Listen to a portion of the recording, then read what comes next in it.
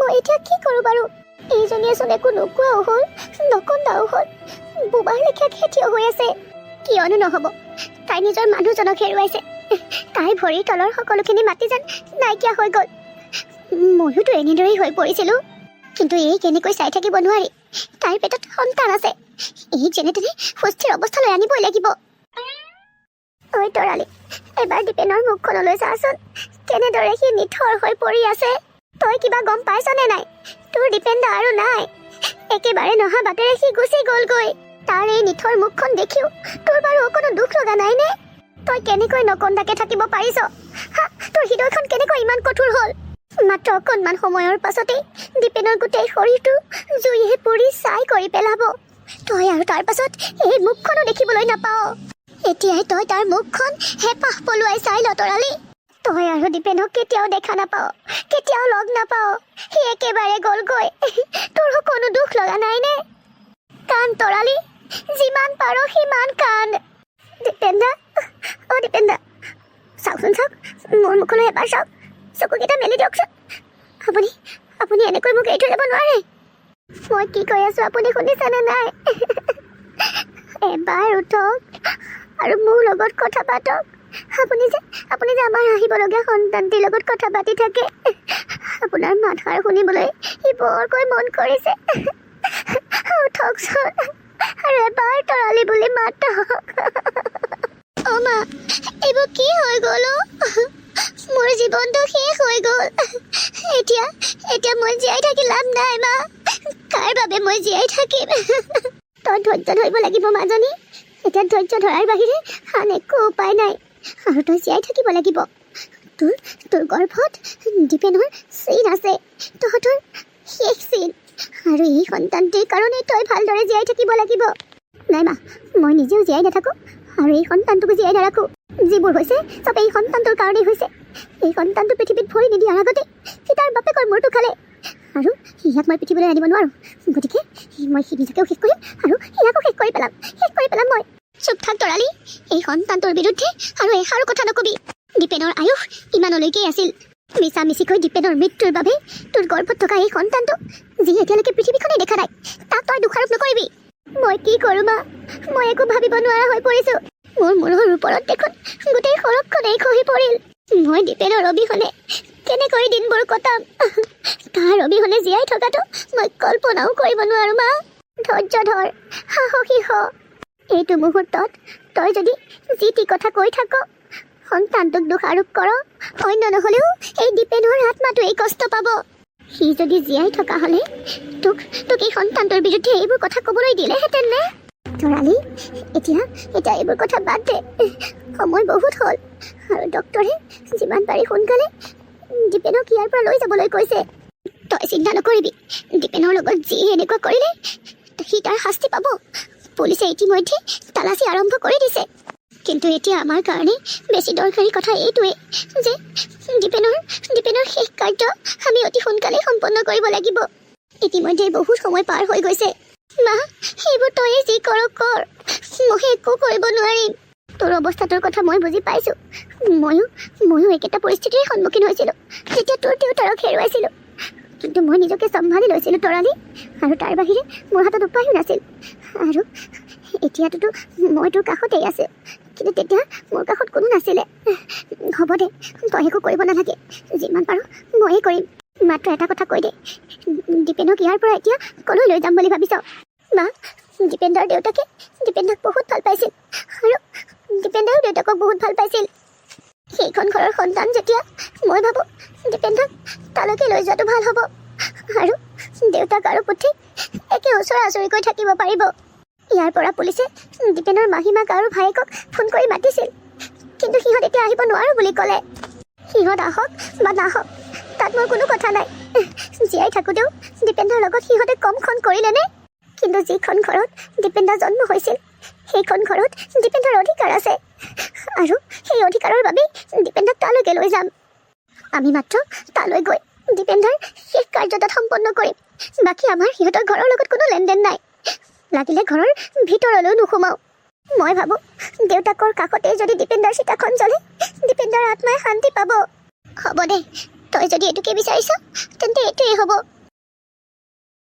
এতিয়াহে আমাৰ ৰাস্তাৰ কাইট একেবাৰে নাইকিয়া হৈছে। এই দিনটোৰ কাৰণেই কিমান দিনৰ পৰা অপেক্ষা কৰি আছিলোঁ মা। ফাইনেলি এতিয়া সকলোখিনি মোৰ হ'ল। ভগৱানে তাৰ আত্মাক শান্তি দিয়ক। বেয়া নাপাবি দীপেন, তোক মৰাৰ বাহিৰে আমাৰ আন একো উপায় নাছিল। হ'ব দে, ভাইৰৰ কাৰণে তই এইকণ ত্যাগো কৰিব নোৱাৰিবিনে? তোক কিন্তু মানিছোঁ দেই ৰাহুল, তই ইমান ডাঙৰ ডাঙৰ কাম কৰিব পৰা হ'লি। দেউতাৰ ঘৰ দুৱাৰ, ইমানখিনি সম্পত্তি, ইমানকেইটা কোম্পানী মই কেনেকৈ ইমান সহজতে বেলেগৰ হাতলৈ যাবলৈ দিওঁ মা? দাদা জীয়াই থকা হ'লে এদিন নহয় এদিন এইবোৰ বিচাৰি আহিলেহেঁতেন। আৰু এইবোৰৰ অবিহনে মই জীয়াই থাকিব নোৱাৰোঁ মা। গতিকে আমাৰ মাজৰটোতো কোনোবা এটা মৰিবই লাগিব। সেইবাবেই মই তাক মাৰিলোঁ, কাৰণ সি জীয়াই থকা হ'লে এই সকলোখিনি তাৰ হ'লহেঁতেন। কিন্তু তই সকলোখিনি কাম ঠিকে ঠাকে কৰিলিতো। কেনেবাকৈ পুলিচৰ ওচৰত তই ধৰা পৰিবলগীয়া কিবা এৰি থৈ আহিছ নেকি? কৰিছোঁ মা, সকলোখিনি ঠিকে ঠাকে কৰিছোঁ। আৰু তুমি চিন্তা নকৰিবা, পুলিচে একো পাত্তাই নাপাব যে এইটো কেছ এক্সিডেণ্ট নে মাৰ্ডাৰ। দেউতাক যেনেকৈ মাৰ্ডাৰ কৰি এক্সিডেণ্টৰ ৰূপ দিছিলোঁ, ঠিক তেনেকৈ এইবাৰো কৰিছোঁ। ক'তা তেতিয়াতো পুলিচে একো ধৰিবই নোৱাৰিলে। এই সকলোখিনি কাম তই অকলেই কৰিলি নে? তেতিয়া দেউতাৰ লগত যি কৰা হৈছিল ঘৰৰ ভিতৰত কৰা হৈছিল, মই তোৰ লগ দিছিলোঁ। এইবাৰ তোক কোনে লগ দিলে? অকলে চম্ভালিব নোৱাৰি মা, সেইকাৰণে এটা ল'ৰাৰ সহায় ল'লোঁ। কি? সি যদি কেনেবাকৈ পুলিচৰ ওচৰত ধৰা পৰে আৰু তোৰ কথা কৈ দিয়ে তেতিয়া? তুমি মিছাতে ভয় নাখাবাচোন মা। ধৰা পৰিবলগীয়াকৈ আমি একো ক্লু এৰাই নাই, আৰু তাৰ সহায় নোহোৱা হ'লে আমি এইটো প্লেনত ছাকচেছ হ'ব নোৱাৰিলোহেঁতেন। সি চলে বলে কৌশলে তাক ৰাস্তাৰ মাজলৈ লৈ আহিছিল। তাৰ পাছতহে মই গাড়ীখনেৰে তাক এক্সিডেণ্ট কৰিব পাৰিলোঁ। আৰু যি ঠাইত এক্সিডেণ্টটো কৰিছিলোঁ সেই ঠাইত কোনো মানুহেই নাছিলে। গতিকে তুমি এনেই চিন্তা কৰি নাথাকিবা, আমাৰ একো নহয়, আমি ধৰা নপৰোঁ কেতিয়াও। ভগৱানে এতিয়ালৈকে আমাৰ লগত ভালেই কৰি আছে, পাছলৈও ভাল কৰিলেই হয়। আৰু ভগৱানে আমাৰ লগত আৰু ভাল কৰিবলৈ বাকী আছেই মা। দাদা শেষ হ'ল, কিন্তু দাদাৰ অধিকাৰ সাব্যস্ত কৰিবলৈ সি এতিয়াও কিন্তু নবৌ জীয়াই আছে। আৰু মা, নবৌৰ পেটত দাদাৰ সন্তান আছে। গতিকে আমাৰ ৰাস্তাৰ পৰা কাইট এতিয়াও সম্পূৰ্ণৰূপে আঁতৰ হোৱা নাই। তই তৰালিলৈ ভয় কৰিছ? সেইজনী একো কৰিব নোৱাৰে। কৰিব নোৱাৰিলেতো ভালেই। এটা কথা নহয় ৰাহুল, পুলিচে যে আমাক হস্পিটেললৈ মাতিছিলে, দীপেনৰ মৃতদেহটো আনিবলৈ কৈছিলে, আমি যে নক'লোঁ, তাৰ বাবে পুলিচে আমাৰ ওপৰত সন্দেহ কৰিব নেকি? নাই মা, মই পুলিচৰ কথাকেইটা এনেকুৱাকৈ ক'লোঁ, পুলিচে আমাক সন্দেহ কৰাৰ কোনো কথাই নাই। সেইজনীয়ে বাৰু এতিয়া দীপেনৰ ডেড বডিটোলৈ ক'লৈ যাব? কেনেবাকৈ তাক ইয়ালৈ লৈ নাহেতো। আনিবও পাৰে মা, ময়ো সেইটো সন্দেহ কৰিছোঁ। এটা কথাত কিন্তু মা সতৰ্ক হৈ থাকা, কোনো কাৰণতে যাতে দাদাৰ শেষ কাৰ্য ইয়াত সম্পন্ন নহয়। কেনেবাকৈ যদি দাদাক ইয়াত খৰি দিয়া হয়, তেতিয়া সেইজনীয়ে এইখন ঘৰত অধিকাৰ দেখাবলৈ চলি পাব। সেইটো তই কোনো চিন্তা নকৰিবি। তাই যদিও থাক ইয়ালৈ লৈ আনে, কেনেকৈ ইয়াৰ পৰা উভতাব লাগে সেইটো মই ভালকৈয়ে জানো। ইমানখিনি কৰাৰ পাছত আমি আজি এইটো দিন পাইছোঁহি, আৰু ইমান সহজতে এইবোৰ আমাৰ হাতৰ পৰা যাবলৈ কেনেকৈ দিব পাৰোঁ? নাই মা, এতিয়া আৰু আমাৰ লগত একো বেয়া হ'ব নোৱাৰে। আমাৰ এতিয়া ভাল দিন আহিল। তই ঠিকেই কৈছ। তোৰ আৰু ৰুণজুনৰ বিয়াখনৰ আগতেই যে এই সকলোবোৰ চিজিল লাগিল, মোৰ সেইটোতহে ভাল লাগিছে। এতিয়া মই নিশ্চিন্ত মনে তোৰ বিয়াখনত আনন্দ কৰিব পাৰিম। তুমি আকৌ বিয়াখনৰ কথা উলিয়ালানে? মোৰ কিন্তু ইমান সোনকালে বিয়া পাতিবলৈ মন নাছিলে মা। এইবোৰ পাইছোঁহে, দুদিনমান এনজয় কৰি লওঁ বুলি ভাবিছিলোঁ, কিন্তু তুমি মোৰ ডিঙিত লগাই দিলাই নহয় মালা এডাল।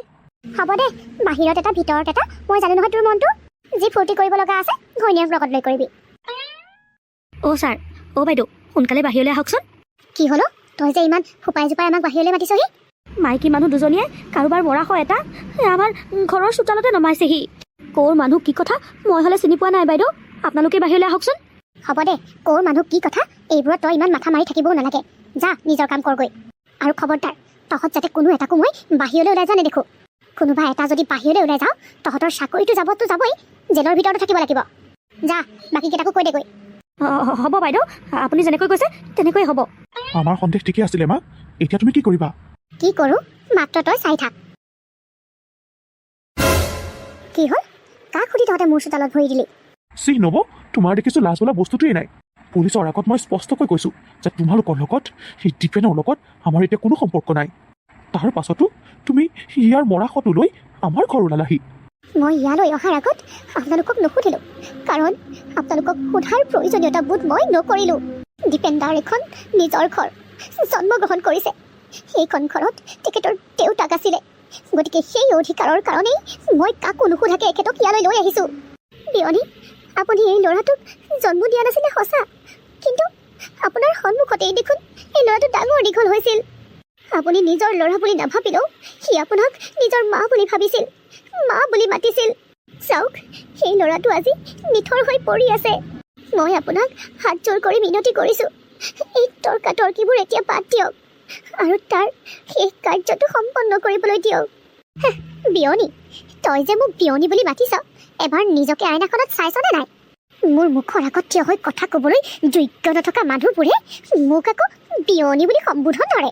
আৰু এইটো তৰ্কাতৰ্কিৰ কথা নহয়। যেনেদৰে ইয়াক ইয়ালৈ লৈ আনিছ তেনেদৰে উভতাই লৈ যা। তহঁতি হাজাৰ চেষ্টা কৰিলেও ইয়াক মোৰ বাৰীত খৰি দিব নোৱাৰ। তহঁতে কি চাল কৰি এই মৰাশটো ইয়ালৈ লৈ আহিছ আমি বুজি পোৱা নাই বুলি ভাবিছ? সম্পত্তি লাগে। এই ল'ৰাটোৰ মূৰটোতো খালিয়ে এতিয়া দুইজনী লগ লাগি সেই সম্পত্তিবোৰ কেনেকৈ গ্ৰাস কৰোঁ সেইটো ষড়যন্ত্ৰ কৰিছ। গিৰিয়েৰক ইয়াত খৰি দিলেহে তই এইখন ঘৰত থাকিব পাৰিবি। মানুহটো মৰি গ'ল, তথাপিতো কেনেকৈ এইখন ঘৰত মূৰটো সোমোৱাও তাকেহে চিন্তা কৰি থাকিলি। মনে মনে থাকক। আজি মই আৰু সহ্য নকৰোঁ। বহুত সহ্য কৰিলোঁ আৰু বহুত ধৈৰ্যও ধৰিলোঁ। আমাক আপোনালোকে কি বুলি ভাবিছে? সম্পত্তি লোভী? ভালদৰে কাণখন খুলি শুনি লওক। সম্পত্তি লোভী আমি নহয়, আপোনালোকহে। আৰু মই সম্পত্তিৰ কাৰণে দীপেনক ইয়ালৈ অনা নাই। ইয়ালৈ আনিছিলোঁ দীপেনৰ অধিকাৰৰ কাৰণে। দেউতাৰ কাষতে যাতে তেখেতে আজীৱন শুই থাকিব পাৰে সেইকাৰণে ভাবিছিলোঁ দেউতাৰ নিচেই কাষত তেখেত থাকিলে তেখেতৰ আত্মাই শান্তি পাব। কি ভাবিছা তই? ঘৰিয়ালৰ চকু পানী বোৱাই বোৱাই এইবোৰ কথা ক'লেই মই বিশ্বাস কৰি ল'ম? ইমান বুৰ্বক আমি নহয়। আৰু এটা কথা, তই কি ভাবি নাভাবি ইয়াক ইয়ালৈ আনিছিলি নাজানো। মুঠৰ ওপৰত মোৰ এটাই খাটাং কথা, তই ইয়াত খৰি দিব নোৱাৰ। যলৈ লৈ যাওঁ এতিয়াই লৈ যা, নহ'লে কিন্তু কথা বেয়া হ'ব। বল তৰালি, ইমানখিনি শুনাৰ পাছত এতিয়া অন্তত মই দীপেনক ইয়াত খৰি দিবলৈ নিদিওঁ। তই ভাবিছিলি নহয় দীপেনক যদি ইয়াত খৰি দিয়া হয় দীপেনৰ আত্মাই শান্তি পাব? তই ভুল বুজিছ। এই ৰাক্ষসবোৰৰ মাজত থাকিলে দীপেনৰ আত্মাই শান্তি নাপায়, কষ্টহে পাব। বল, ল'ৰাটো শুই থাকিবৰ কাৰণে মোৰ বাৰীতেই মাটি অকণ ওলাব। তেতিয়া অন্তত মই মৰাৰ পাছত মই মোৰ ল'ৰাটোৰ কাষতেই শুই থাকিব পাৰিম। তুমি ঠিকেই কৈছা মা, ময়ে ভুল ভাবিছিলোঁ। ব'লা, দীপেন দা তাত থাকিলে ময়ো অন্তত দীপেন দাৰ ওচৰতেই থাকিব পাৰিম। যোৱাৰ আগত আপোনালোকক মই এটা কথাই কৈ থৈ যাম, ভগৱান আছে আৰু ভগৱানে সকলোখিনি চাই আছে। এদিন নহয় এদিন ভগৱানে উচিত বিচাৰ কৰিবই। এতিয়াও সময় আছে, নিজক অকণমান শুধৰাও, নহ'লে জীৱনটোত এনেকুৱা ঠেকেচা খাব মোক ঘূৰিয়াবলৈও আপোনালোকে হাজাৰবাৰ ভাবিব লাগিব। হ'ব যা, আমাৰ কথা ইমানকৈ চিন্তা কৰিবলৈ তহঁতৰ লেখীয়া চাকৰণি ভিকহুবোৰৰ ইমানকৈ প্ৰয়োজন নাই। আজি মোৰ খুব ভাল লাগিছে ৰঞ্জন, মই যে ইয়াৰ গতিটো লগাব পাৰিলোঁ। মোৰ ল'ৰাটোক তোমাক চমজালোঁ। ইয়াৰ এতিয়া ভাল বেয়াৰ সকলোখিনি দায়িত্ব তোমাৰ, লগতে এই ঘৰখনৰো সকলোখিনি যাতে তুমি ভালকৈ চম্ভালি লোৱা। মা, মই মোৰ ফালৰ পৰা সম্পূৰ্ণ চেষ্টা কৰিম। তুমি মোৰ মনৰ পচন্দৰ বোৱাৰী। তোমাক মই আগৰ পৰাই মনে মনে ভাবি আছিলোঁ ৰাহুলৰ কাৰণে বিয়া কৰি আনিম বুলি, কিন্তু কথাটো কৈ দিয়া নাছিলোঁ। খুৰীয়ে মোক ৰাহুললৈ অনাৰ কথা ভাবিছিলে আৰু মই দীপেনলৈ অহাৰ কথা ভাবিছিলোঁ। তৰালিক যে দীপেন দাই পলুৱাই আনিলে বহুত ভাল হ'ল। কিন্তু দীপেনলৈ বিয়া হোৱা হ'লে মইনো কি পালোহেঁতেন। বিয়াৰ পাছতে তৰালি গৈ সেই জুপুৰি ভাড়া ঘৰ এটাত থাকিবলগীয়া হৈছিলে। এতিয়াতো তাই বিধৱাও হ'ল, না টকা পইচা আছে না এতিয়া মানুহজন আছে। মই দীপেন দালৈ অহা হ'লে টকা পইচাটো একো নাপালোহেঁতেনতো নাই, লগতে 8 বয়সতে বিধৱাও হ'লোহেঁতেন। ৰঞ্জন, কি ভাবি আছা? নাই ৰাহুল দা, তেনেকুৱা একো ভবা নাই। মা দেউতালৈহে মনত পৰিছে, তেখেতসকলক এৰি মই থকা নাই যে। একো নাই দিয়া, যেতিয়াই মন যায় তেতিয়াই মা দেউতাৰ ওচৰলৈ গুচি যাবা। তোমাক কিমান সুখ দিব পাৰোঁ মই সেইটো নাজানো, কিন্তু মই তোমাক বহুত সুখত ৰাখিবলৈ চেষ্টা কৰিম ৰঞ্জন। থেংক ইউ ৰাহুল দা, মই মোৰ কাৰণে এনেকুৱা এজন মানুহকে বিচাৰি ফুৰিছিলোঁ। হ'ব, বাকী কথাবোৰ পাছত পাতিবা। আজি তোমালোকৰ ৰিচিপশ্যন, বাহিৰত চাগে সকলোৱে দৰা কইনাক বিচাৰি ফুৰিছে। যোৱা বাহিৰলৈকে যোৱা। বাহিৰলৈ ই নিজেই যাব নালাগে, আমি আহিছোঁ নহয় লৈ যাবলৈ। আৰু ৰভাৰ তলিলে কিয়, একেবাৰে ৰঙা ঘৰলৈ লৈ যাবলৈ আহিছোঁ। পুলিচ কিয় আহিছে মা? আপুনিয়ে চাগে সেই দুৰ্ভগীয়া নকইনাজনী। আপোনালৈ মোৰ বেয়াই লাগিছে। বিয়া হোৱা এদিনো নহ'লেই এতিয়া মানুহজন যাব লাগিব জেললৈ। আপুনি এইবোৰ কি কৈছে ছাৰ? ৰাহুল আকৌ জেললৈ কিয় যাব? তই তোৰ নকইনাক নিজেই সকলোখিনি কথা কবি নে মই ক'ম? ছাৰ, মই তাইক কি ক'ম, মই নিজেই ধৰিব পৰা নাই আপুনি ইয়ালৈ কিয় আহিছে। ছাৰ, কিবা দৰকাৰী কথা আছিল যদি আমাক থানালৈ মাতি পঠিওৱা হ'লে হয়। আপুনি মিছাতে আহি কষ্ট কৰিলে কিয় আহিছিলে বাৰু? ধুনীয়া অভিনয় কৰিব পাৰ দেই তহঁতে, কিন্তু মোৰ ওচৰত নোৱাৰ বুজিছ। মোৰ ওচৰত এই বহুত ভাল এক্টৰো ফেইল মাৰি দিয়ে। বল, এতিয়া বেছি সময় ইয়াত কথা নাপাতো, যি পাতিব লগা আছে থানাত পাতিম, লকআপৰ ভিতৰত। নাই ছাৰ, আপুনি এনেকৈ মোৰ ল'ৰাটোক লৈ যাব নোৱাৰে নহয়। কি অপৰাধ কৰিছে সি? কিহৰ দুখত আপুনি তাক জেললৈ নিবলৈ আহিছে? মাৰ্ডাৰ কৰিছে আপোনাৰ ল'ৰাই, আৰু ইয়াত কোন জড়িত হৈ আছে এটাৰ পাছত এটা ওলাই যাব। নাই ছাৰ, আপোনালোকৰ কিবা ভুল হৈছে। দীপেন দাৰ এক্সিডেণ্ট হৈছিলে, দীপেন দাক কোনেও মাৰ্ডাৰ কৰা নাছিলে। মই কৈছোঁ নহয় মোৰ ওচৰত চোৰৰ বুদ্ধিয়ে বেছি সময় কাম নিদিয়ে বুলি। থোকটোতো মই কোৱাই নাই যে মই দীপেনৰ মাৰ্ডাৰৰ কেছত ইয়ালৈ আহিছোঁ বুলি। তই কেনেকৈ গম পালি? দেখিলি নহয় নিজৰ মুখৰ পৰাই কেনেকৈ ওলাই গ'ল। নহয় ছাৰ, আপোনাৰ সঁচাকৈ ভুল হৈছে। কেইদিনমানৰ আগতে দীপেনৰ মৃত্যু হৈছে, এক্সিডেণ্ট হৈছিলে তাৰ। আৰু তৰালি আমাক ইমান এটা ভাল নাপায়। আচলতে সিহঁতৰ লগত আমাৰ সম্পৰ্কটো শেষ হৈছে, আৰু সেইবাবে ই ভাবিলে তৰালিয়ে চাগে কেছ কৰিলেগৈ। সেইকাৰণে ৰাহুলে তেনেকৈ ক'লে। নহয়নে ৰাহুল, কচোন ক। অঁ ছাৰ, মায়ে ঠিকেই কৈছে। মই সেইকাৰণে ভাবি ল'লোঁ, কাৰণ তৰালীয়ে আমাক ধমকি দি থৈ গৈছিলে চাই ল'ব বুলি। আৰু সেইটো কাৰণেই মই ভাবিলোঁ যে তাই কেছ পূৰাবলৈ চাগে আপোনালোকত তাত কেছ দিছেগৈ। সেইবোৰ পাছে পৰা ওলাই থাকিব, কিন্তু মই কোনো তৰালিৰ কেছ ফাইলত ইয়ালৈ অহা নাই। মই প্ৰমাণ পাইছোঁ, সেইবাবে আহিছোঁ। আৰু তহঁত এতিয়া মাৰ পুতেৰে যিমান কাহিনী বনালেও মোৰ কাণত এতিয়া সেইবোৰ একো নোসোমায়। ৰক্তিম নামটো ক'ৰবাত শুনিছ নহয় চাগে? ৰক্তিম? নাই ছাৰ, ৰক্তিম নামটো শুনা যেন লগা নাই দেখোন। আৰু মানে এনেও মই কোম্পানীৰ কামত বহুত কেইজন মানুহক লগ পাই থাকোঁ, সেইকাৰণে ইমানকৈ নামে মানুহে চিন ৰখাটোত সম্ভৱ নহয় ছাৰ।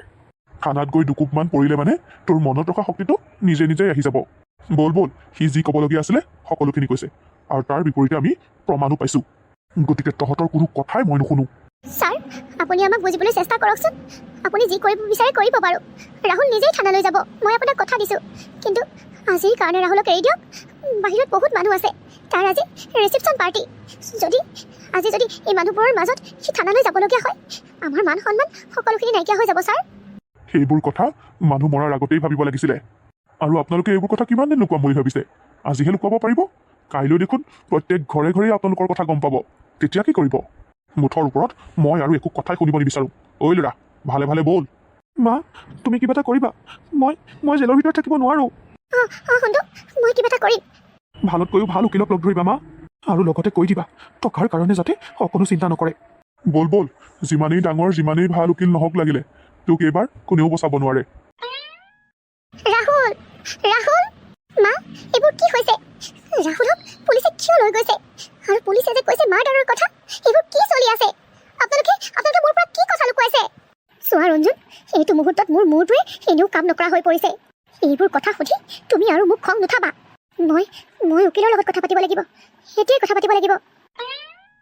মা, কলৈ যায় আপুনি? আৰু বাহিৰত যে আছে মানুহবোৰ, সিহঁতক মই এতিয়া কি বুলি ক'ম? মোৰ ঘৰৰ মানুহক মই কি বুলি ক'ম? মোৰ ল'ৰাটোক পুলিচে ধৰি লৈ গৈছে, আৰু তুমি এতিয়াও বাহিৰত থকা মানুহবোৰৰ কথাহে চিন্তা কৰি আছা। যোৱা, সকলোকে ঘৰা ঘৰি যাবলৈ কোৱা। আৰু তুমি এতিয়া এইখন ঘৰৰ বোৱাৰী, ৰাহুলৰ পত্নী। গতিকে বেলেগতকৈ বেছি এতিয়া এইখন ঘৰৰ কথা তুমি ভাবিব লাগিব।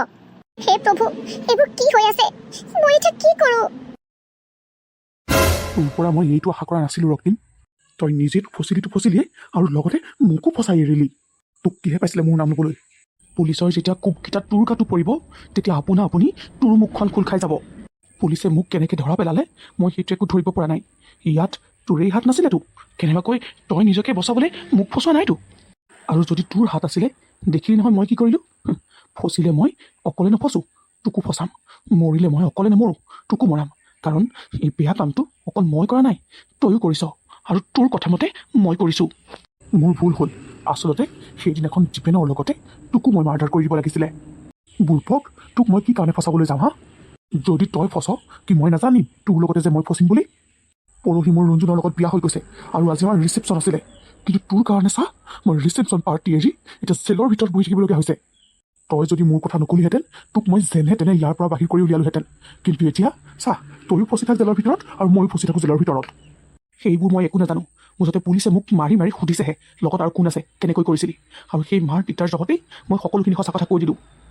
সকলোখিনি সঁচা কথা মানে তই আৰু কিবা বেলেগ কথা ক'লি নেকি? অঁ, তই মোক কৈছিলি তই তোৰ দেউতাক মাৰ্ডাৰ কৰিছিলি বুলি, সেইবোৰ কৈ দিলোঁ। কি? তই সেইবোৰ কথাও কৈ দিলি? এতিয়া চাই থাক, ইয়াৰ পৰা ওলোৱাৰ পাছত তোৰ মই কি গতি কৰোঁ। দেউতাক মাৰ্ডাৰ কৰা চেপ্টাৰটো ইতিমধ্যে ক্ল'জ হৈছিলে, কিন্তু তোৰ জহত সেই কেছটো আকৌ খোল খাই গ'ল। তোক মই সদায় নিৰোঁ। ইয়াৰ পৰা ওলোৱাৰ পাছত তোক মই মাৰ্ডাৰ কৰিম, আৰু এইটো মোৰ অপেন চেলেঞ্জ। আৰু মাৰ্ডাৰ কৰিবলৈ তই ইয়াৰ পৰা কেতিয়াও ওলাই যাব নোৱাৰ, সেইটো মোৰ অপেন চেলেঞ্জ। ছাৰ, মোৰ গাত অকণো দুখ নাই। ই যিবোৰ কৈছে মিছা কথা কৈছে, নিজকে বচাবলৈ কৈছে। মই এইবোৰ কৰিছিলোঁ একমাত্ৰ ইয়াৰ কথা শুনি। দীপেন ইয়াৰহে শত্ৰু, মোৰ শত্ৰু নহয় ছাৰ। নাই ছাৰ, মই একো এটা কথা মিছাকৈ কোৱা নাই। ইহে মোক ফচাব ধৰিছে। আপুনি ইয়াৰ কথা অকণো বিশ্বাস নকৰিব ছাৰ। আপোনাক ই মোৰ কথাবোৰ ক'লে, কিন্তু নিজৰ কথাবোৰতো নাই কোৱা। মই ক'ম আপোনাক ইয়াৰ কথাবোৰ। দাদাক ই বহুত বেয়া পাইছিল, কাৰণ দাদাৰ নবৌ তৰালীক ই ভাল পাইছিল, আৰু দাদাৰ পৰা তাইক আনিবৰ কাৰণে ই যিকোনো কাম কৰিব পাৰিম বুলি কৈছিল, আৰু সেইবাবেই দাদাক ই মাৰ্ডাৰ কৰিলে, যাতে তৰালীক সি নিজৰ কৰিব পাৰে। নহয় ছাৰ, দীপেন মোৰ শত্ৰু আছিল সঁচা। তৰালীক মই তাৰ পৰা কাঢ়ি আনিবলৈ চেষ্টা কৰিছিলোঁ সঁচা। সেই বুলি মই তাক মাৰ্ডাৰ কৰাৰ কথা কেতিয়াও ভবা নাছিলোঁ। সেইটো পোক মোৰ মূৰত ইহে সোমোৱাই দিলে।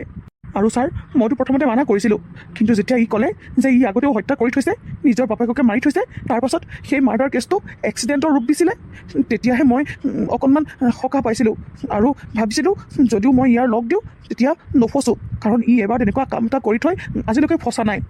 ছাৰ, সেইটো কেছ অলৰেডি ক্ল'জ হৈছে, আৰু সেইটো এটা এক্সিডেণ্টেই আছিল। দেউতাক চিৰিৰ পৰা পৰি মৃত্যু হৈছিল। এইবোৰ ই কথাবোৰ সকলো মিছা কৈছে, নিজে নিজে সাজি কৈছে, যাতে মই ফচি যাওঁ, ই হাৰি যায়। হ'ব, তহঁতৰ এই কাজিয়াখন এতিয়া বন্ধ কৰ। আৰু ৰাহুল, সেই তেতিয়া বন্ধ হোৱা কেছটো আকৌ খোল খাব, তই কোনো চিন্তাই নকৰিবি। মোৰ ওচৰত তহঁত দুয়োটাৰে এগেইনষ্টত প্ৰমাণ আছে, গতিকে কাৰ কিমান শাস্তি হ'ব সেইটোহে থিৰাং হ'বলৈ বাকী আছে, আৰু সেইটো থিৰাং অতি সোনকালেই কোৰ্টত হ'ব। তহঁত দুয়োটা মাথো সাজু হৈ থাক। তহঁত চাগে আচৰিত হৈছে নহয় যে ইমান ধুনীয়াকৈ প্লেন এটা কৰাৰ পাছত আমি কেনেকৈ ফেইল হৈ গ'লোঁ, কেনেকৈ ধৰা পৰি গ'লোঁ। তহঁতে যিমান নিজকে স্মাৰ্ট বুলি ভাবিছ, আচলতে সিমান নহয়, বুজিছ নহয়? যিডোখৰ ঠাইত তহঁতে নিজান আৰু কোনো মানুহ দুনুহ নাহে বুলি ভাবি দীপেনক হত্যা কৰিছিলি, সেই ঠাইখনৰ আগফালে এটা ডাঙৰ বিল্ডিং আছিলে, যাৰ পাছ ছাইডটো সেইডোখৰত পৰে, আৰু তাতে এটা কেমেৰা আছিলে, CCTV, আৰু তাত তহঁতে কেনেকৈ দীপেনক হত্যা কৰিলি সকলোখিনি স্পষ্টভাৱে আছে। গতিকে মিছা মাতিবলৈ চেষ্টা কৰি নিজৰ শক্তিখিনি অপচয় কৰিব নালাগে। আৰু তোৰ দেউতাৰক মৰাৰ কথাটো তোৰ বন্ধু ৰক্তিমে নিজ মুখে স্বীকাৰ কৰিছে, আৰু সেই ভিডিঅ'ও আমাৰ হাতত আছে। সি হাজাৰবাৰ ক'লেও মই মানি নলওঁ ছাৰ, মই মোৰ দেউতাক হত্যা কৰা নাই। কিমান মিছা মাতিবি আৰু? পিঠিত দুকুপ মাত পৰিলেই তোৰ মুখৰ পৰা সকলোখিনি মিছা গৈ সঁচা কথা ওলাই পৰিব, আৰু সেইটো কেনেকৈ কৰিব লাগে মই জানো।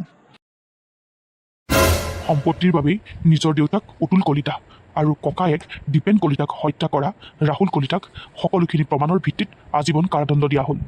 লগতে দীপেন কলিতাৰ হত্যাত ৰাহুল কলিতাক সহযোগ কৰা ৰক্তিম দাসকো 5 বছৰৰ বাবে কাৰাদণ্ড বিহা হ'ল, যিহেতু ৰাহুল কলিতাই স্পষ্টভাৱে কৈছে যে এই হত্যাকাণ্ডৰ লগত তেখেতৰ মাতৃৰ কোনো সহযোগ নাই, তেখেতে এইবোৰ কথা গমেই নাপায়, সেইবাবে তেখেতৰ ওপৰত কোনো ধাৰা প্ৰয়োগ নহয়। এয়াই আজিৰ চূড়ান্ত ৰায়দান।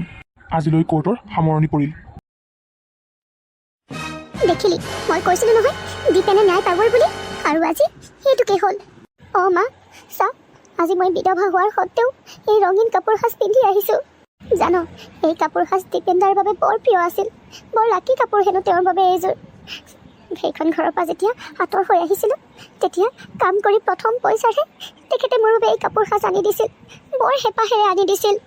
মোক তেওঁ কি কৈছিল জানো, যদি এই কাপোৰ সাজ পিন্ধি মই কিবা আশা কৰোঁ, সেই আশা হেনো পূৰণ হ'ব, আৰু আজি তাকেই হ'ল। কাৰোৰে অন্যায় নকৰা, বেলেগৰ বেয়া চিন্তা নকৰা ল'ৰাটোক সিহঁতে ইমান নিৰ্মমভাৱে হত্যা কৰিলে, তাৰ পাছত সিহঁত শান্তিত থাকিব? যিটো ল'ৰাই বাপেকৰ সম্পত্তিৰ ফুটা কৰি এটাও নালাগে বুলি সেইখন ঘৰৰ পৰা সকলোখিনি মাহী মাক আৰু নিজৰ ভায়েকো নহয় তাক দি থৈ ওলাই আহিছিল, সেই ল'ৰাটোৱে সেই সম্পত্তিবোৰ আকৌ বিচাৰি যাব বুলি তাক ইমান বেয়াকৈ মাৰি পেলালে। সিহঁতৰ আৰু হ'ব লাগে, ইয়াতকৈও বেছি হ'ব লাগে। আৰু ৰক্তিম, যাক মই নিজৰ ল'ৰা বুলি ভাবিছিলোঁ, তই তোৰ প্ৰকৃত বন্ধু বুলি ভাবিছিলি, সেই ল'ৰাটোৱে তোক পাবৰ কাৰণে ইমান তললৈ যাব পাৰিলে। জানো তৰালী, ইহঁতকেইটাই যে শাস্তি পাইছে, আজিহে দীপেনৰ আত্মাই শান্তি পাইছে। ৰক্তিমক মই মোৰ বন্ধু বুলি ভাবিছিলোঁ, তাক দীপেনদাৰো বহুত বিশ্বাস কৰিছিল, দীপেনদাৰো লগৰ আছিল, আৰু সেই ল'ৰাটোৱে মোৰ প্ৰতি যে এনেকুৱা ভাৱ মনত ৰাখি থৈছে মই কল্পনাও কৰিব নোৱাৰোঁ। আৰু মোৰ লগত আজিলৈকে যিখিনি নহ'বলগীয়া ঘটি আছিল, সেইখিনি যে সিহে কৰি আছিল মোক পাবৰ কাৰণে। মইতোতো ভবাই নাছিলোঁ মা। মই ভাবোঁ এই সকলোবোৰত ৰাহুলৰ মাকৰ হাত আছে, কিন্তু সি নিজৰ মাকক বচাবলৈ মাকৰ নামটো ইয়াৰ পৰা আঁতৰাই পেলালে। অঁ মা, মোৰো তেনেকুৱা লাগিছে, কিন্তু কি কৰিবা, ভাগ্যখন মানুহজনীৰ বহুত ভাল, সেইকাৰণে হাৰি গ'ল। মানি লৈছোঁ, দীপেনদা তেখেতৰ গৰ্ভত জন্ম হোৱা সন্তান নাছিল, কিন্তু দেউতা সেই মানুহজনটো তেখেতৰ নিজৰ মানুহ আছিল। সেই মানুহজনৰ লগত সিহঁতে কেনেকৈ এনেকুৱাখন কৰিব পাৰিলে? দেউতাৰ মৃত্যুৰ বাবে আমাক দোষাৰোপ কৰি দেউতাক শেষবাৰৰ বাবে মুখখনো চাবলৈ নিদিলে, আৰু আমি অতদিনে দেউতাৰ মৃত্যুৰ বাবে নিজকে দুখী আছিলোঁ মা। ভাবিছিলোঁ সেইদিনাখন আমি তেনেকৈ যদি ওলাই নাহিলোহেঁতেন তেতিয়া দেউতা চিৰিৰ পৰা বাগৰি নপৰিলেহেঁতেন। কিন্তু আমি যিটো ভবাই নাছিলোঁ যে সেইদিনা ৰাহুলে গতা মাৰি দেউতাক তাৰ পৰা পেলালে। তাৰ পাছত গোটেই ঘটনাটো এটা এক্সিডেণ্টৰ ৰূপ দিলে আৰু তাৰ বাবে জগৰীয়া কৰিলে আমাক। মানুহৰ পাপ কামবোৰ বেছিদিন ঢাক খাই নাথাকে তৰালি। এদিন নহয় এদিন এই পাপ কামবোৰ মানুহৰ আগত ধৰা পৰিবই আৰু ইয়াৰ উচিত শাস্তিও পাব। ৰাহুলৰ মাকে একো শাস্তি নাপালে কি হ'ল, কিন্তু পুতেক জেলত থকা কথাটোৱে তেওঁক কেতিয়াও শান্তিত থাকিবলৈ নিদিয়ে আৰু সেইটোৱেই তেখেতৰ বাবে এটা ডাঙৰ শাস্তি হৈ পৰিব। এইবোৰ আমাৰ লগত কি হ'বলৈ ধৰিছে? মোৰ ৰাহুল গোটেই জীৱনটো জেলত থাকিব লাগিব। এই মাৰ্ডাৰ কেছকেইটাৰ লগত মই জড়িত হৈ আছিলোঁ, কিন্তু ৰাহুলে মোক এইবোৰৰ পৰা দূৰত ৰাখিলে কাৰণ সি বিচাৰে তাৰ অনুপস্থিতিত মই যাতে গোটেইখিনি চম্ভালি লওঁ। কিন্তু মই এইবোৰ কেনেকৈ চম্ভালোঁ? মোৰ ল'ৰাটো জেলত থাকিব আৰু মই কেনেকৈ বাহিৰত শান্তিত থাকিম? এইবোৰ চব ৰুণজনৰ কাৰণেই হৈছে। এইজনেই কুলক্ষণীয়া। তাইক বিয়া পতাৰ পাছৰে পৰা আমাৰ ঘৰখনলৈ অমংগল নামি আহিল। মই বুঢ়ীমাৰজনী এতিয়া বাহিৰত আছোঁ নহয়, তোক মই ভালকৈ ভাত খুৱাম। এতিয়া এই সকলোবোৰ সম্পত্তি মোৰ, কেৱল মোৰ, আৰু সেইবোৰৰ ওপৰত মই ৰাজত্ব কৰিম। তোক কেনেকৈ ভৰিৰ তলত মই ৰাখিব পাৰোঁ তই মাত্ৰ চাই যা ৰুণজুন। আৰু তৰালি, তোকো মই শান্তিত থাকিবলৈ নিদিওঁ। মোৰ সময়ত এতিয়া বেছি সময় নাই তৰালি। ময়ো দীপেনৰ ওচৰলৈকে যাবলৈ ওলাইছোঁ। তই মোক বেয়া নাপাবি অ' মাজনী, তোক মই এনেকুৱা অৱস্থাত অকলশৰে এৰি থৈ যাব লগা হৈছে। কিন্তু কি কৰিবি, জমদূত আহি দুৱাৰ দলিত ৰৈ আছেহি। তেখেতে মোক মাতি আছে অ'। মই যাবই লাগিব। তই অকণমান মনে মনে থাকচোন মা। কিনো অমংগলীয়া কথাবোৰ কৈ আছ? দৰৱ পাতিবোৰ ভালকৈ খাইছ নহয়, ভাল হৈ যাবি। সৰু থাকোঁতেই দেউতাক হেৰুৱালোঁ। যিজন শহুৰ দেউতাক নিজৰ দেউতা বুলি ভাবিছিলোঁ সেইজনকো হেৰুৱালোঁ, নিজৰ মানুহজনক হেৰুৱালোঁ। আৰু এতিয়া তই যদি মোক এৰি থৈ যাৱ, মই কেনেকৈ জীয়াই থাকিম অ' মা? এই গোসানীজনী যে দেখিছ, এই গোসানীজনীৰ কাৰণে তই জীয়াই থাকিব লাগিব। তাইক তই জীয়াই ৰাখিব লাগিব, ভাল মানুহ কৰিব লাগিব। দীপেনে বৰ আশা কৰিছিল। সি মোক কৈয়ে আছিল যে মোৰ ছোৱালীয়ে হ'ব আৰু সি তাইক বহুত ভালেৰে ডাঙৰ দীঘল কৰিব, একো দুখ হ'বলৈ নিদিয়ে। আৰু এতিয়া তোক মই কৈছোঁ তৰালি, এই পুতলাজনীক তই কেতিয়াও দুখ নিদিবি অ'। তাইক তই ভাল মানুহ কৰিবি। তই লগত নাথাকিলে মই একো নোৱাৰোঁ মা। তই মোৰ লগ দিব লাগিব। তই যদি মোক এৰি থৈ গুচি যাৱ, মই কেনেকৈ চম্ভালিম? তই ভাল হ মা, সোনকালে ভাল হচোন। নিজৰ মনটো দৃঢ় কৰ, তেতিয়াহে ভাল হবি। বাৰে বাৰে যদি নিজে মৰা কথা কৈ থাক, কেনেকৈ ভাল হবি বাৰু? মোৰো তহঁতক এৰি থৈ যাবলৈ ইচ্ছা নাই অ'। বেমাৰত পৰি থাকোঁতে ভাবিছিলোঁ যেনে তেনে নাতি পোৱালিটো চাই যাব পাৰিলেই হ'ল। আৰু এতিয়া যেতিয়া সেই গোসানীজনী মোৰ কাষলৈ আহিল, এতিয়াচোন এই এৰি থৈ যাবলৈ মোৰ মৃত্যুলৈ ভয়ে লগা হৈছে। প্ৰথমতে ভাবিছিলোঁ মৰিব লাগিবই, সকলো মৰিম আৰু নিজেও। কিন্তু এতিয়াচোন মৰিবলৈ একেবাৰে মন নোযোৱা হ'ল। কিন্তু উপায় নাই তৰালি, মই যাবই লাগিব।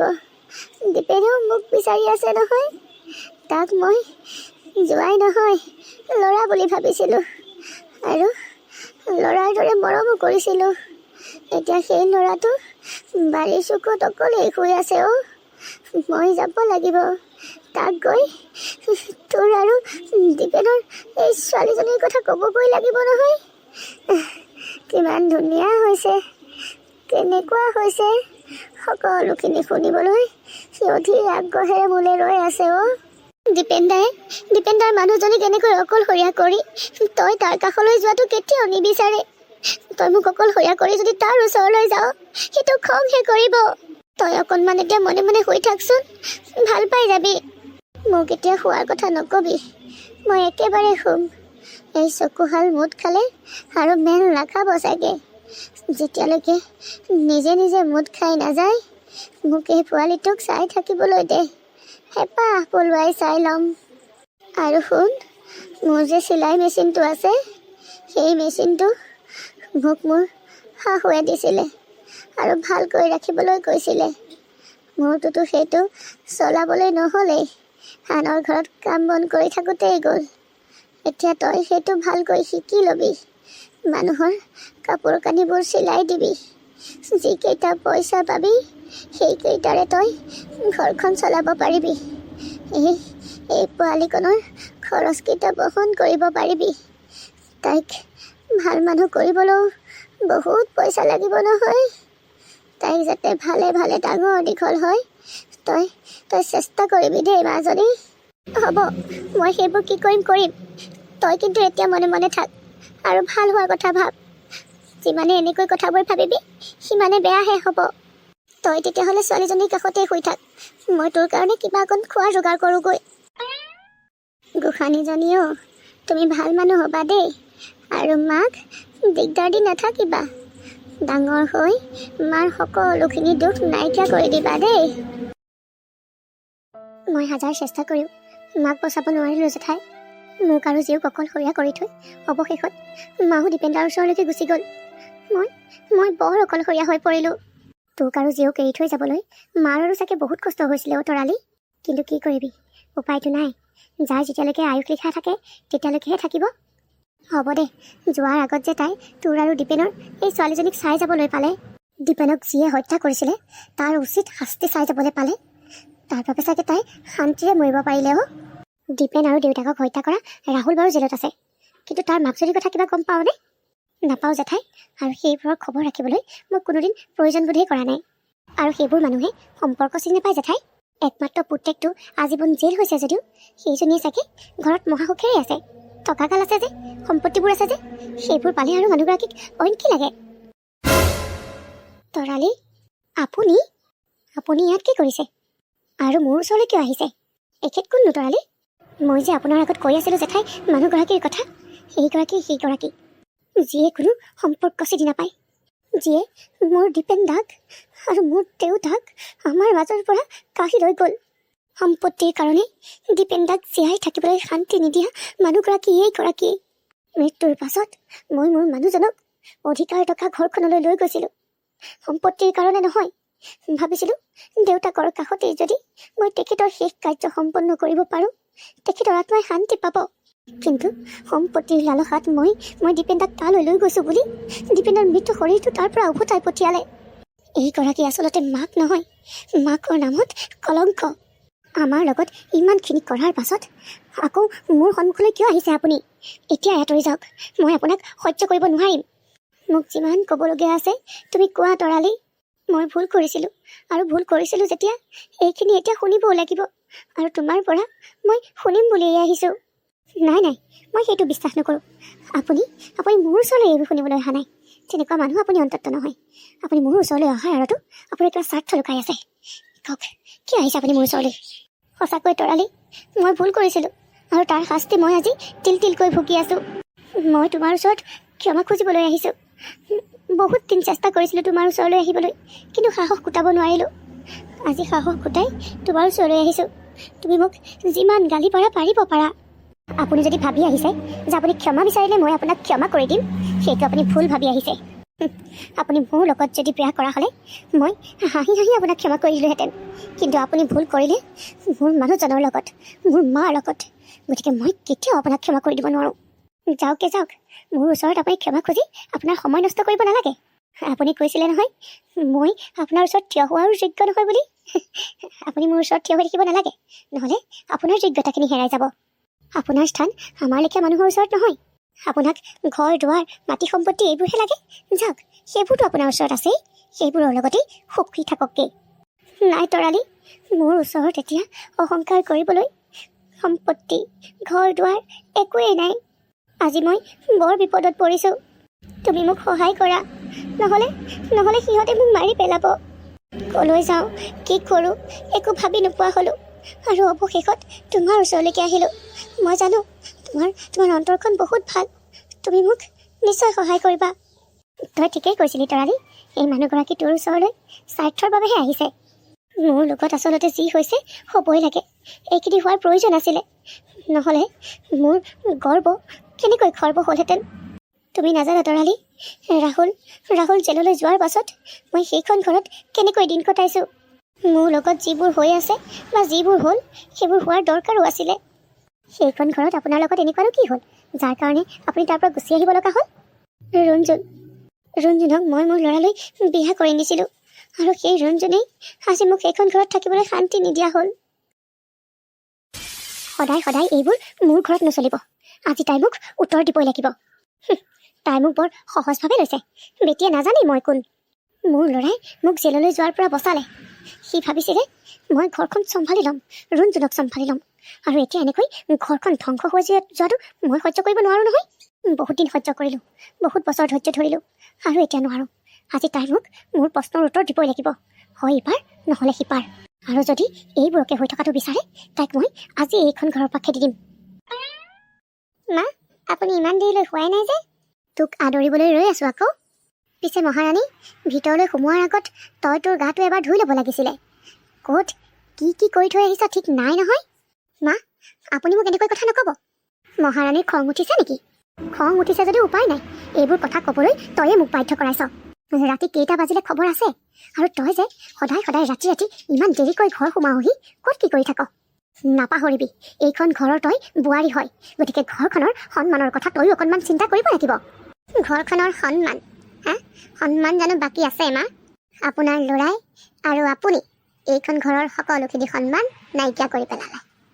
আপুনি কি ভাবিছে এই গোটেইবোৰ কাণ্ডত যে আপুনিও জড়িত হৈ আছে সেইটো মই নাজানো? মই ভালকৈয়ে জানো। এইবোৰ আপোনাৰো বুদ্ধি আছিলে। সম্পত্তিৰ কাৰণে নিজৰ মানুহজনক মাৰিলে।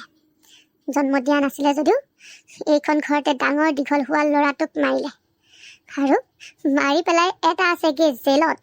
আৰু আপুনি চিন্তা কৰিছে এইখন ঘৰৰ সন্মানৰ কথা, আৰু আপোনালোকে মোৰ জীৱনটোও ধ্বংস কৰিলে। ইমানখিনি হৈ আছিলে, তাৰ পাছত আপোনালোকে মোক বিয়া কৰি আনিলে।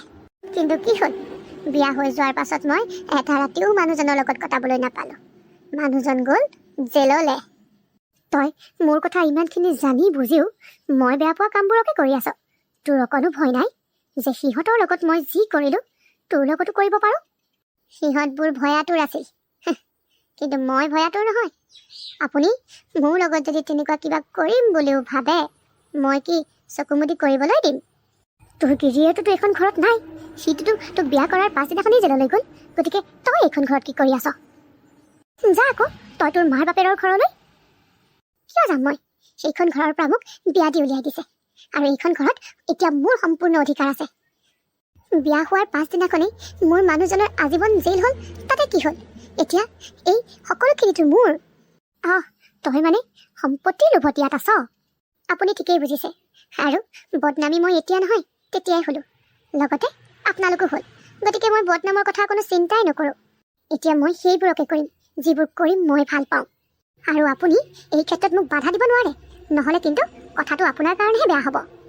তই মোক ধমকি দিবলৈ আহিছ? ওলা, এতিয়াই মোৰ ঘৰৰ পৰা ওলা।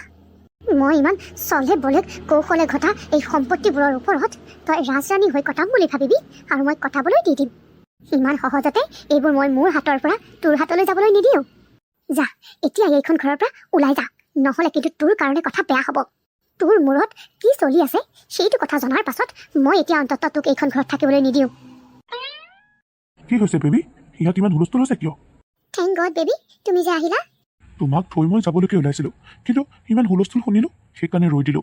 কি হৈছে ইয়াত? চোৱাচোন, এই বুঢ়ীয়ে মোক ঘৰৰ পৰা বাহিৰ কৰিবলৈ ওলাইছে। কি এই বুঢ়ীজনীৰ ইমান সাহস হ'লনে? ঐ, তই কাৰ ঘৰত থিয় হৈ কি কথা কৈছ? ৰঞ্জন, এইটো ক'ৰ ল'ৰা হয়? এইটো মোৰ বয়ফ্ৰেণ্ড, আৰু মোৰ বয়ফ্ৰেণ্ড মোৰ ওচৰত আছে যেতিয়া আপুনি এতিয়া নিজৰ কথাহে ভাবক, মোৰ কথা নহয়। তই মানে তলে তলে ইমান দূৰো আগবাঢ়িলি। মই ইমান দিনে এইখন ঘৰত গাখীৰ খুৱাই সাপ পুহি আছিলোঁ। ঐ ল'ৰা, তই ভাল পাৱ নহয় এইজনীক? লৈ যা এতিয়া এইখন ঘৰৰ পৰা, নহ'লে কিন্তু এইজনীৰ কোনোবা দিনাখন মৰা মুখ দেখিবি। কি কৰোঁ ৰঞ্জন, কামটো নহ'লে আজিয়েই কৰি পেলাওঁ নেকি? তাকেহে বিকি, ময়ো সেইটোকে ভাবিছোঁ, কামটো আজিয়ে কৰি পেলাব লাগিব। কি কাম কৰাৰ কথা কৈছ তহঁতে? আপুনি যেনেকৈ আপোনাৰ মানুহজন আৰু দীপেন দাক হত্যা কৰি এই সম্পত্তিবোৰ নিজৰ কৰিছিলে, ঠিক তেনেকৈ আমি দুটাই সেইটোকে ভাবিছোঁ, আৰু ইমান বছৰে আমি সেইটোকে প্লেনিং কৰি আছিলোঁ। আজি চাগে সেই ভাল দিনটো আমাৰ কাৰণে আহি পৰিছে। আৰু আপুনি চিন্তাই নকৰিব, আপুনি যিমান কষ্ট দি সেইকেইজন মানুহক হত্যা কৰিলে আমি তেনেকুৱা একো নকৰোঁ। আপোনাৰ মৃত্যু আপুনি নিজেই গম নাপাব। কি কৈছ এইবোৰ তহঁতে? ৰঞ্জন, তই মোৰ লগত তেনেকুৱা কৰিবি? সম্পত্তিৰ কাৰণে যিকোনো কামেই যে কৰিব পাৰি সেইটো আপুনিয়ে শিকাইছে। বিকি, এইজনীয়ে যেতিয়া আমাৰ কথাবোৰ গম পালে এই সোনকালে শেষ কৰিব লাগিব। সোনকালে মানে আজি এতিয়াই কৰিম ৰঞ্জুন। মোৰ ওচৰলৈ নাহিবি বুলি কৈছো নহয়। মোক এনেদৰে মাৰি তহঁতে ভাবিছ নেকি সাৰি যাম বুলি? কিয়? আপুনি জানো সাৰি যোৱা নাই? গতিকে চিন্তাই নকৰিব। আমি আপোনাক এনেকুৱাকৈ মাৰিম মানুহে ভাবিব আপুনি নিজেই ছুইচাইড কৰিছে। বেচেৰীয়ে পুতেক জেলত থকা কথাটো সহ্য কৰিব নোৱাৰি অৱশেষত আত্মহত্যাৰ পথ বাছি ল'লে। মোক এৰি দে বুলি কৈছো নহয়।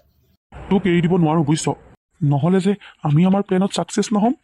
পলা ৰীতা, এতিয়া ইয়াৰ পৰা পলা, নহ'লে যে আজি এইটোৰ শেষ দিন হৈ পৰিব। এইজনী দেখোন পলালে বিকি, এতিয়া কি কৰিবা? চিন্তা নকৰিবা ৰঞ্জুন, এইজনী পলালে যেতিয়া এইখন ঘৰলৈ আৰু সহজতে ঘূৰি অহাৰ কথা নাভাবে। আৰু যদি ঘূৰি আহে তেতিয়া? সেইদিনাখনেই তাই কাম শেষ কৰি দিম। তেতিয়াহ'লে বিকি, আজিৰ পৰা তুমি আৰু মই এইখন ঘৰত সদায় একেলগে থাকিব পাৰিম। আমি ভাবি থকা কথাবোৰ এনেকৈ যে পূৰণ হ'ব মইতো ভবাই নাছিলোঁ। এতিয়াৰ পৰা আৰু তোমাক বাহিৰত লগ নকৰিলেও হ'ব। এতিয়াৰ পৰা তুমি আৰু মই থাকিম এইখন ঘৰত। এতিয়াৰ পৰা আমাক দিগদাৰ কৰিবলৈ আমাৰ মাজত আৰু কোনো মানুহ নাই। কোম্পানীৰ কামবোৰ মই ইতিমধ্যে শিকি ল'লোৱেই। এতিয়া সেইবোৰ তোমাক শিকাই দিম আৰু তুমি সেইবোৰ চলাবা। থেংক ইউ ৰঞ্জন, মোক যে তোমাৰ জীৱনলৈ আনিলা। হ'ব দিয়া, মোক মাত্ৰ তুমি সদায় ভাল পাই থাকিবা। সেইদিনাখন মই সেইখন ঘৰৰ পৰা যেনে তেনে পলাই নিজৰ জীৱনটো ৰক্ষা কৰিলোঁ। আৰু ইমান দিনে মই অ'ত আছোঁ ভাবিছিলোঁ তোমাৰ ওচৰলৈ আহোঁ, কিন্তু সাহস গোটাব পৰা নাই। আপোনাৰ লগত যিবোৰ হৈছে ভগৱানেই কৰিছে। মই জানো ৰঞ্জন, মোৰ লগত যি হৈছে হ'বই লাগে, কিন্তু তুমি এতিয়া মোক সহায় কৰা, উদ্ধাৰ কৰা, তোমাৰ লগত মোক থাকিবলৈ দিয়া। তুমিওতো ছোৱালীজনীৰ লগত অকলেই থাকা। মই যদি তোমাৰ লগত থাকোঁ তোমাৰো লগ এটা হ'ব আৰু তোমাৰ কাম কাজবোৰ ময়েই কৰি দিম। তাৰ কোনো প্ৰয়োজন নাই আৰু মোক আপোনাৰ সংগৰ দৰকাৰো নাই। তেনেকৈ নক'বা তৰালি, মই বৰ বিপদত পৰিছোঁ। কলৈ যাম মই, কি কৰিম? সেইবোৰ কথা প্ৰথমতেই ভাবিব লাগিছিল, যেতিয়া আপুনি মোৰ দীপেন দাক, মোৰ দেউতাক সেইখিনি কৰিছিল। মই কৈছোঁ নহয়, আপুনি মোৰ লগত যদি কিবা বেয়া কৰিলেহেঁতেন তেতিয়া মই হাঁহি আপোনাক ক্ষমা কৰি দিলোঁহেঁতেন। কিন্তু আপুনি মই ভাল পোৱা মানুহকেইজনৰ লগত বেয়া কৰিলে, সেইটো মই কেতিয়াও ক্ষমা কৰি দিব নোৱাৰোঁ। যাওক, তেতিয়া আপুনি আমাৰ কথা ভবা নাছিলে আৰু আজি মই আপোনাৰ কথা নাভাবোঁ। আপোনাক ক্ষমা কৰি দিলে মোৰ দেউতাৰ আত্মাই কষ্ট পাব, মোৰ মাৰ আত্মাই কষ্ট পাব, দীপেন্দাৰ আত্মাই কষ্ট পাব। গতিকে সিহঁতি কষ্ট পোৱা কাম মই কেতিয়াও নকৰোঁ। তুমিও অৱশেষত মোক এনেকৈয়ে ক'লা, ক'বলৈ আপুনিয়ে বাধ্য কৰিলে। জীৱনটোত আপুনি যি আৰ্জিব সেইটোকে আপুনি ঘূৰাই পাব। যাওকগৈ, আপোনাক আৰু মোৰ সন্মুখত মই এক মুহূৰ্তও সহ্য কৰিব নোৱাৰোঁ। আপোনাক দেখিলে মোৰ মাৰ মুখখন, দীপেন্দাৰ মুখখন, দেউতাৰ মুখখন চকুৰ আগলৈ ভাহি আহে আৰু মোৰ বেছিকৈ খং উঠিবলৈ হ'লে আপোনাক মই কি কৰিম ঠিক নাই। গতিকে আপোনাৰ কাৰণে ভাল এইটোৱেই হ'ব যে আপুনি মোৰ সন্মুখৰ পৰা গুচি যাওক আৰু কেতিয়াও মোৰ সন্মুখলৈ আহিবলৈ চেষ্টা নকৰিব। হ'ব দিয়া, এইখিনি আৰ্জি থৈছোঁ যেতিয়া এতিয়া ভুগিবওতো লাগিব। মা, তুমি ইমান খং নকৰিবাচোন। নকৰোঁ জীও। দেখিলি তৰালি, ভগৱান আছে নহয়, যিয়ে বেয়া কৰিব তাক ভগৱানে অহা জনমলৈ নথয়, এইটো জনমতেই তাৰ উচিত শাস্তি দিব। আৰু তই চিন্তা নকৰিবি, আজিৰ পৰা তই অকলশৰীয়া নহয়, মই আছোঁ তোৰ লগত। জেঠাই, তুমি সঁচাকৈ আমাৰ লগত থাকিবা? অঁ জীও, সঁচাকৈ তোমালোকৰ লগত থাকিম। জেঠাই, তুমি আমাৰ লগত সঁচাকৈ একেবাৰে থাকিবা? ময়ো তাত অকলশৰেহে থাকোঁ, ছাগলীকেইজনী ইয়ালৈকে লৈ আহিম। আৰু তয়ো যেতিয়া অকলশৰীয়া, ময়ো যেতিয়া অকলশৰীয়া, দুইজনীয়ে লগ লাগি দুইজনী লগকে দিওঁ। অ' জেঠাই, সঁচাকৈ মোৰ বহুত ভাল লাগিছে তুমি যে অৱশেষত মান্তি হ'লা মোৰ লগত একেবাৰে থাকিবলৈ। তোক যদি মই সংগ দিওঁ তেতিয়াহ'লে মাৰৰ আত্মাই শান্তি পাব। থেংক ইউ জেঠাই, তুমি যে মোৰ আৰু জীৰ কথা ভাবিলা। এজনী চেনেহী দুটাকৈ চেনাই, এই কাহিনী ভাগৰ ইয়াতেই সমাপ্ত পৰিল। আগলৈ আৰু এটি নতুন কাহিনীৰে লগ পোৱাৰ আশাৰে আজিলৈ ধন্যবাদ।